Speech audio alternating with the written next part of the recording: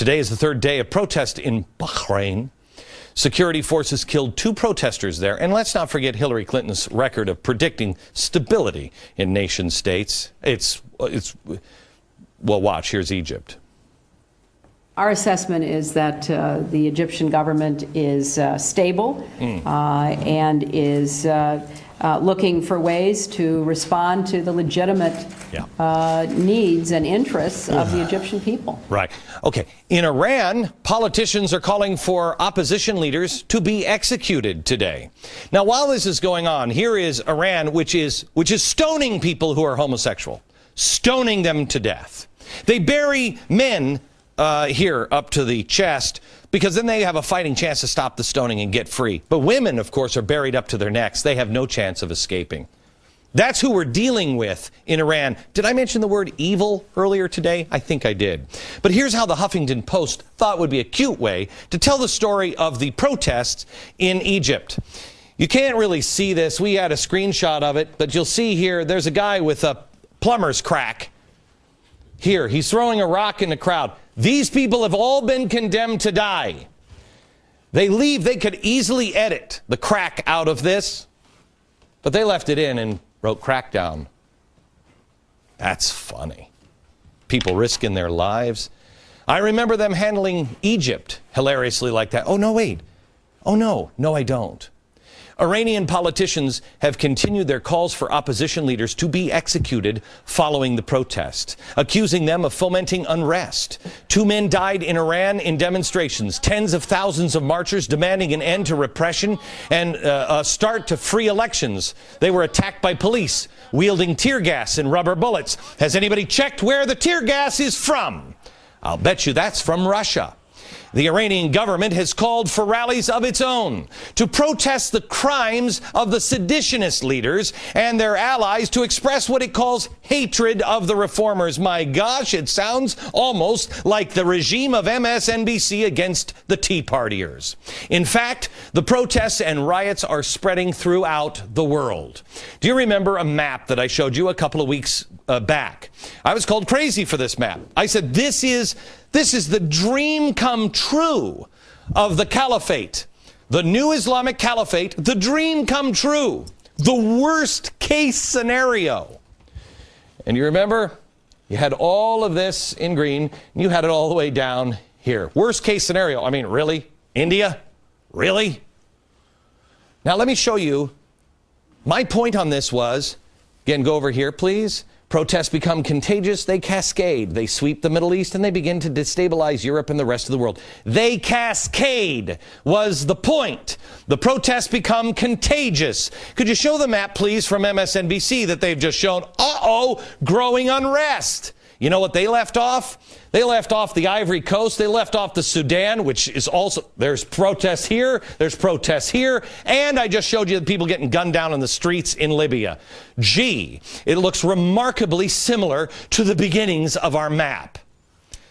It seems like people are finally starting to notice the scope of what is happening and what, God forbid, can happen. Oh, and let me give you an update on the Alliance Youth Movement, the group that was vital to the overthrow of Mubarak, that our government has been working with for quite a long time, has outlined now how to repeat it, not just in Egypt, but in Bahrain, in Iran, in Libya, Algeria, Morocco. It's fantastic. How about a little closer to home? How about in Mexico? May I show you the pictures of Mexico, please? What's happening here? This is yesterday in Mexico. Well, this is a labor union. This is a teachers union. They are angry at tax breaks for private schools. And so the union had everybody take to the streets. 20 protesters, 5 police officers were injured in Mexico. This is now on our border. What an inspiration. And as usual is the case is, while nowhere near as far down the road we are here, we're not going in the right direction. The most typical source for the beginning of these protests, of course, the unions, and their often radical leadership. They're not happy. After spending $400 million, almost $500 million to get Obama elected. They are now warning him that unless things change, they might not have as much money to send his way in 2012. So what are they doing? They're taking to the streets. Here they are, taking to the streets. Oh, where? In Madison, Wisconsin.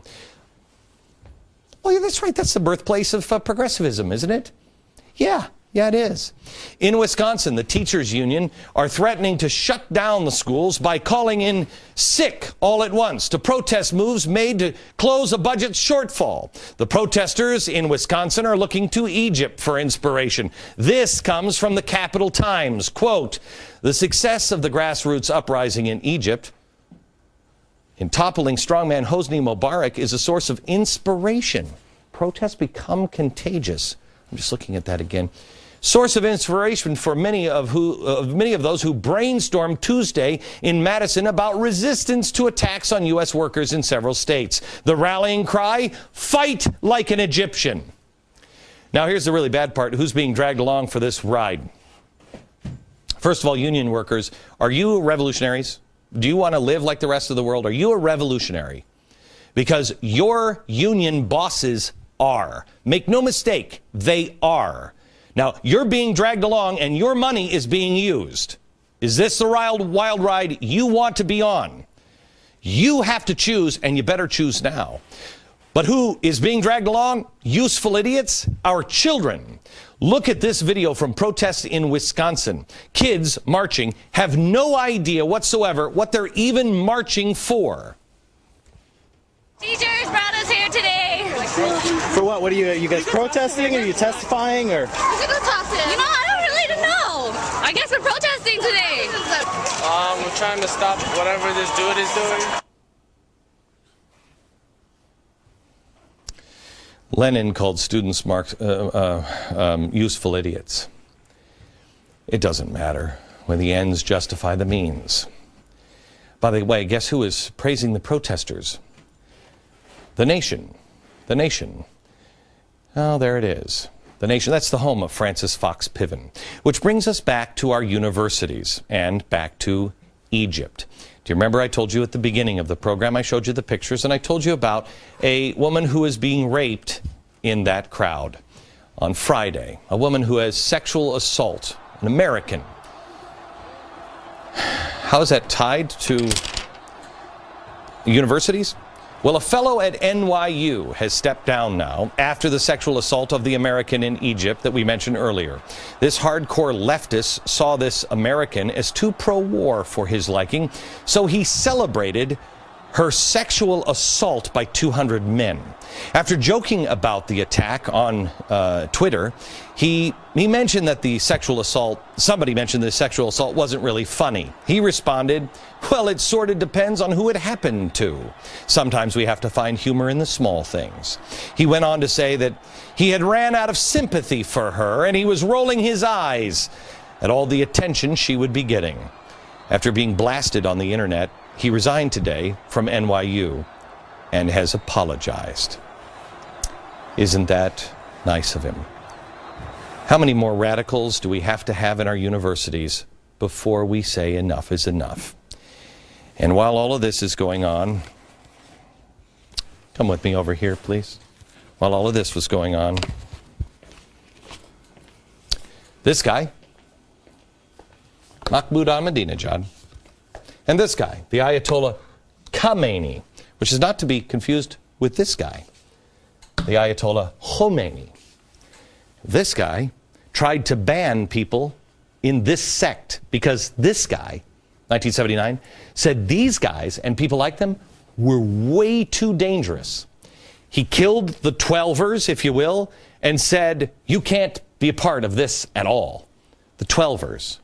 Well, there's a new announcement that come out this week about the 12ers from this guy and this guy that I think America and the rest of the world should pay attention to because it's evil. And we have that next.